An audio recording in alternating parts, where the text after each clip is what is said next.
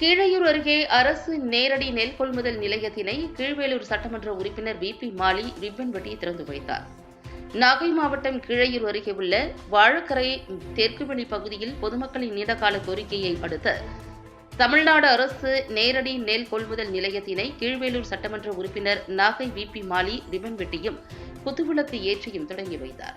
இந்நிகழ்வில் கீழையூர் திமுக மேற்கு ஒன்றிய செயலாளர் மலர்வண்ணன், முன்னாள் ஒன்றிய கவுன்சிலர் செல்வம், முன்னாள் ஊராட்சி மன்ற தலைவர் கலை செழியன், CITU மாவட்ட செயலாளர் தங்கமணி, திமுக ஒன்றிய விவசாய அணி துணை அமைப்பாளர் இளையராஜா, முன்னாள் வார்டு உறுப்பினர் மதியழகன், ஜெகவீர பாண்டியன், ஆசிரியர் செல்வமுத்துக்குமரசாமி மற்றும் தமிழ்நாடு அரசு நேரடி நெல் கொள்முதல் நிலைய பணியாளர்கள், சுமை தூக்கும் தொழிலாளர்கள் கலந்து கொண்டனர்.